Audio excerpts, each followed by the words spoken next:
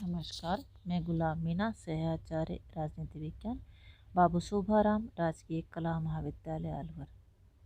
बच्चों, आज हम करेंगे बीए पार्ट सेकंड ईयर के प्रश्न पत्र फर्स्ट के अंतर्गत स्विट्जरलैंड की संविधान की विशेषताओं का अध्ययन। इससे पूर्व की वीडियो में हमने स्विट्जरलैंड की 7 विशेषताओं का अध्ययन किया था। आज उसी में हम नेक्स्ट करेंगे। नंबर 8, द्विसदनात्मक संघीय सभा। अन्य देशों की संघीय व्यवस्थापिकाओं की भांति स्वीस संघीय सभा भी एक द्विसदनात्मक संघीय व्यवस्थापिका है। इसके निम्न सदन को राष्ट्र परिषद और उच्च सदन को राज्य परिषद कहते हैं। जहां निम्न सदन लोक सदन है, वहां उच्च सदन एक को अर्थात राज्यों का सदन है। स्वीस संघीय सभा के निम्न सदन राष्ट्र परिषद का निर्वाचन गुप्त मतदान द्वारा वयस्क मताधिकार के आधार पर जनता द्वारा प्रत्यक्ष रूप से समानुपातिक प्रतिनिधित्व की सूची प्रणाली द्वारा 4 वर्ष के लिए होता है। उच्च सदन अर्थात राज्य परिषद के सदस्यों का निर्वाचन कैंटनों के संविधानों के अनुसार होता है। राज्य परिषद के कुछ सदस्यों का निर्वाचन प्रत्यक्ष रूप से जनता द्वारा वयस्क मताधिकार से होता है और कुछ का आरंभिक सभाओं द्वारा होता है। राज्य परिषद के कुछ सदस्यों का कार्यकाल 4 वर्ष, कुछ का 3, कुछ का 2 और कुछ का 1 वर्ष है। दूसरा बिंदु, निम्न सदन में कैंटनों का प्रतिनिधित्व जनसंख्या के आधार पर होता है। उच्च सदन में कैंटनों का प्रतिनिधित्व समानता के आधार पर होता है। उच्च सदन में प्रत्येक कैंटन 2 प्रतिनिधि और प्रत्येक अर्ध कैंटन एक प्रतिनिधि भेजता है। तीसरा बिंदु, स्विस संघीय सभा के दोनों सदनों की शक्तियां पूर्णतः समान हैं।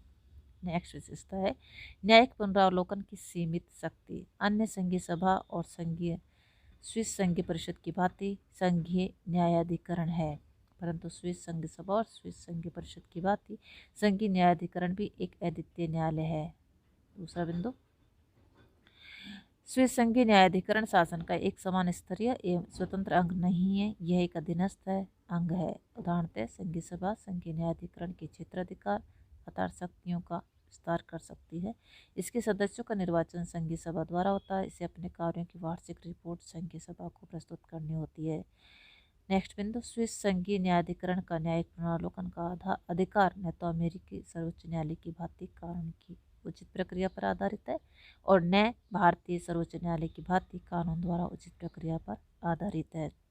स्विस संघीय न्यायाधिकरण की न्यायिक पुनरावलोकन की शक्ति सीमित है। वह कैंटन के किसी कानून को अवैध घोषित कर सकती है यदि वह कैंटन अथवा संघीय संविधान अथवा संघीय कानून के विपरीत है, परंतु वह संघीय सभा द्वारा पारित किसी कानून को अवैध घोषित नहीं कर सकते।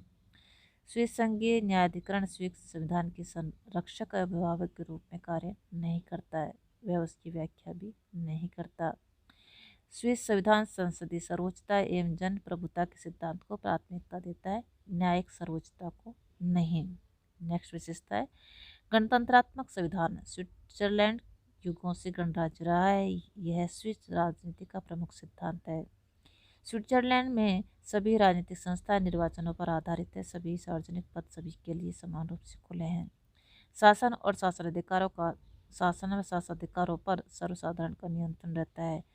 कोई किसी के अधीन नहीं, किसी को किसी प्रकार के विशेष अधिकार प्राप्त नहीं। स्विट्जरलैंड में उस समय भी गणराज्य विद्यमान था जिस समय यूरोप और एशिया के प्राय सभी देशों में राजतंत्र एवं कुशतंत्र था। स्विट्जरलैंड का संविधान एक व्यक्ति के शासन का विरोधी है। स्विस संविधान न केवल संघीय स्तर पर गणराज्य की व्यवस्था करता है बल्कि अनुच्छेद 6 कैंटनों में भी गणराज्य की व्यवस्था की मांग करता है। नेक्स्ट विशेषता है उदारवादी संविधान। उदारवाद स्विस राजनीतिक व्यवस्था का महत्वपूर्ण सिद्धांत है। स्विस संविधान व्यक्ति उसकी स्वतंत्रता समानता पर बल देता है। स्विस संविधान में अमेरिकी अथवा भारतीय संविधान की भांति कोई औपचारिक अधिकार पत्र नहीं है, फिर भी स्विस नागरिक भाषण, प्रेस, समुदाय, धर्म, निवास, भ्रमण, शिक्षा, संपत्ति आदि की स्वतंत्रता का उपभोग करते हैं। निसंदेह स्विस राजनीति मध्यम वर्ग से प्रभावित रही है, पूंजीपति या सर्वहारा वर्ग से नहीं। लोक कल्याणकारी अवधारणा ने स्विस राजनीतिक चित्र को बढ़ाया दिया है, परंतु स्विस राजनीतिक व्यवस्था की प्रवृत्ति उदारवादी है, समाजवादी नहीं।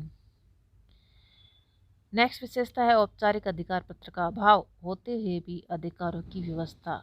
स्विस संविधान में नागरिकों के मूल अधिकारों को क्रमबद्ध रूप से किसी एक अध्याय में नहीं लिखा गया, जैसा कि भारतीय संविधान के भाग 3 में लिखा गया है। फिर भी स्विस संविधान के अनेक अनुच्छेदों में नागरिकों के अधिकारों की व्यवस्था की गई है। जैसे कि उदाहरण के लिए अनुच्छेद 4 के अनुसार सभी स्विस नागरिक कानून के समक्ष समान हैं। स्विट्जरलैंड में न कोई प्रजा न किसी को स्थान, जन्म, व्यक्ति, कुटुंब के आधार पर कोई विशेष अधिकार प्राप्त है। अनुच्छेद 55 प्रेस की स्वतंत्रता की गारंटी देता है। अनुच्छेद 56 नागरिकों को संस्थाएं स्थापित करने का अधिकार देता है यदि इनका उद्देश्य अथवा इनके साधनों में राज्य के प्रति कोई अनुचित व खतरनाक बात न हो। इस प्रकार हम देखते हैं स्विस अधिकारों की कुछ विशेषताएं इस प्रकार हैं। प्रथम, इनका संबंध मुख्यतः नागरिकों की राजनीतिक स्वतंत्रता से है, उनकी आर्थिक स्वतंत्रता से नहीं। दोबारा से रिपीट करते हैं इसको। प्रथम है इनका संबंध मुख्यतः नागरिकों की राजनीतिक स्वतंत्रता से है, उनकी आर्थिक स्वतंत्रता से नहीं। दूसरा है, भारतीय संविधान की भांति स्विस संविधान जिन अनुच्छेदों में नागरिकों की स्वतंत्रता की व्यवस्था करता है उनमें अथवा अन्यत्र उनकी सीमाओं की भी व्यवस्था करता है। तीसरा है, स्विस न्यायपालिका नागरिक अधिकारों को वैसे संरक्षण प्रदान नहीं करती जो अमेरिका या भारतीय सर्वोच्च न्यायालय उन्हें प्रदान करता है। फिर भी स्विस नागरिक जन्म संग्रह और आरंभन के माध्यम से अपनी स्वतंत्रता की स्वयं रक्षा करते हैं, संघीय सभा और संघीय परिषद पर नियंत्रण रखते हैं। नेक्स्ट विशेषता है केंद्रीकरण का अभाव।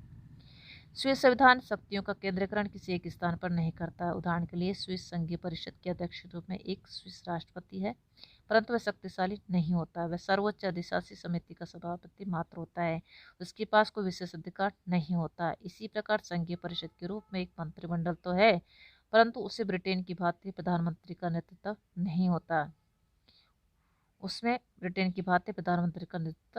होता। अनुच्छेद 71 संघीय सभा को स्विस राजमंडल की सर्वोच्च सत्ता तो प्रदान करता है, परंतु विधान के क्षेत्र में उसकी शक्ति अंतिम नहीं है। स्विस जनता जनमत संग्रह के माध्यम से आरंभिक विधायी शक्तियों का प्रयोग करती है। स्विट्जरलैंड में संघीय न्यायाधिकरण तो है, परंतु उसकी न्यायिक पुनरावलोकन की शक्ति सीमित है। वह संघीय सभा द्वारा पारित कानूनों को अवैध घोषित नहीं कर सकता। नेक्स्ट विशेषता है शक्ति पृथक्करण के सिद्धांत की कठोरता का अभाव। स्विट्जरलैंड में शक्तियों के पृथक्करण के सिद्धांत का कठोरता से पालन नहीं किया गया। उदाहरण के लिए स्विस संघीय परिषद संघीय सभा के सदस्यों और संघीय न्यायाधिकरण के सदस्यों का निर्वाचन करती है। संघीय परिषद संघीय सभा के आदेश और निर्देशन में कार्य करती है। संघीय सभा न्याय प्रशासन का निरीक्षण और निर्देशन करती है। संघीय परिषद और संघीय न्यायाधिकरण दोनों अपने अपने कार्यों की वार्षिक रिपोर्ट संघीय सभा को प्रस्तुत करते हैं। संघीय सभा द्वारा पारित कानूनों पर कार्यपालिका अथवा न्यायपालिका के निषेधाधिकार का प्रयोग नहीं होता। दूसरी ओर संघीय परिषद केवल कार्यपालिका शक्तियों का ही प्रयोग नहीं करती, अपितु विधायी, वित्तीय और न्यायिक शक्ति का भी प्रयोग करती है। वह ऐसी कार्यपालिका है जो विधेयकों को आरंभ करती है, उन्हें संघीय सभा द्वारा पारित करवाने में प्रभावशाली भूमिका निभाती है, उन्हें लागू करती है और कानून के उद्देश्यों की पूर्ति के लिए प्रत्यायोजित विधान के अंतर्गत नियमों का निर्माण करती है। वह विभागीय निर्णयों के विरुद्ध अपीलों की सुनवाई करती है और इस बात की जांच करती है कि कहीं दूसरे देशों से की गई संधियां और समझौते संवैधानिक व्यवस्थाओं के विपरीत तो नहीं है। नेक्स्ट विशेषता है विभिन्नता में एकता। स्विट्जरलैंड विविध धर्मों, भाषाओं और संस्कृतियों का देश है, फिर भी वहाँ जाति व मनुष्य नहीं है, धार्मिक मतान्धता और भाषाई कटुता नहीं। सभी एक दूसरे के प्रति सहिष्णुता का दृष्टिकोण अपनाते हैं और अपने आप को स्विस समझते हैं। राष्ट्रीय एकता और देशभक्ति की भावनाएं जो स्विस लोगों में विद्यमान है वे अन्यत्र नहीं पाई जाती हैं। स्विस संविधान धर्मनिरपेक्ष राज्य की स्थापना करता है, वह नागरिकों को धार्मिक स्वतंत्रता प्रदान करता है। वे फ्रेंच, जर्मन, इटालियन, रोमांस भाषाओं को मान्यता प्रदान करता है और उनकी सांस्कृतिक भावना को संतुष्ट करता है। स्विट्जरलैंड में सारा राजकीय कामकाज इन्हीं भाषाओं में होता है। इस प्रकार स्विट्जरलैंड एक सांस्कृतिक संघ है। नेक्स्ट विशेषता है तटीय स्थायी तटस्थता। स्विट्जरलैंड की विदेश नीति तटस्थता पर आधारित है, इसके कारण वह अंतर्राष्ट्रीय राजनीति की उथल पुथल, संघर्ष और युद्ध आदि से अछूता रहा है। नेक्स्ट विशेषता है संवैधानिक सर्वोच्चता का अभाव। स्विट्जरलैंड का संविधान अमेरिकी संविधान की तरह सर्वोच्च विधि नहीं। इसका कारण यहाँ की प्रत्यक्ष लोकतंत्र की व्यवस्था है। इसके अतिरिक्त यहाँ साधारण विधि और संवैधानिक विधि को समान माना जाता है तथा दोनों में कोई अंतर नहीं किया जाता। स्विस नागरिक भी जनता की इच्छा को संविधान की तुलना में श्रेष्ठ समझते हैं। नेक्स्ट है धर्मनिरपेक्षता। धर्मनिरपेक्षता स्विस संविधान की एक महत्वपूर्ण विशेषता है। यह स्विट्जरलैंड को धर्मनिरपेक्ष राज्य के रूप में प्रतिष्ठित करती है। संविधान के अनुच्छेद 27, 49, 50 और 51 में इसे धर्मनिरपेक्ष राज्य के रूप में प्रतिष्ठित करते हैं। नेक्स्ट विशेषता है प्रशासकीय कानून। स्विट्जरलैंड के संविधान में प्रशासकीय विधि या महत्व को स्थान दिया गया है। इसके अनुसार प्रशासनिक कर्मचारियों के लिए प्रशासनिक न्यायालय की व्यवस्था की गई है। नेक्स्ट विशेषता है अनिवार्य सैनिक प्रशिक्षण। यद्यपि संविधान के अनुच्छेद 13 के अंतर्गत स्विट्जरलैंड में संघीय सरकार को स्थायी सेना रखने का अधिकार प्रदान नहीं किया गया है। वर्तमान में अभी स्विट्जरलैंड के पास कोई नियमित सेना नहीं। इसका मुख्य कारण इसकी स्थायी तटस्थता है, जिसे अंतर्राष्ट्रीय मान्यता प्राप्त है। अतः उसकी सम्मुख विधि से आक्रमण का आशंका खतरा नहीं। फिर भी संविधान के अनुच्छेद 18 में प्रत्येक स्विस नागरिक के लिए अनिवार्य सैनिक प्रशिक्षण का प्रावधान है।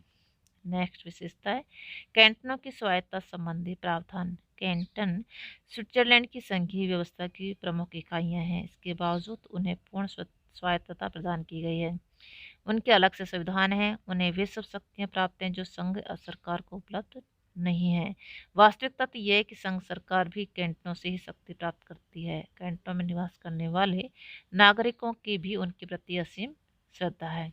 नेक्स्ट विशेषता है गतिशीलता। गतिशीलता स्विस संविधान की एक महत्वपूर्ण विशेषता है। स्विस संविधान के गतिशील होने के कारण ही यह युगीन चुनौतियों और परिस्थितियों में अपना औचित्य सिद्ध करने में सफल रहा है और सभी कसौटियों पर खरा उतरा है। इस प्रकार हम देखते हैं कि स्विट्जरलैंड स्विस संविधान की अपनी अनेक मौलिक विशेषताएं रही हैं और यह विश्व का अनूठा संविधान है। थैंक्स, आज के लिए इतना ही।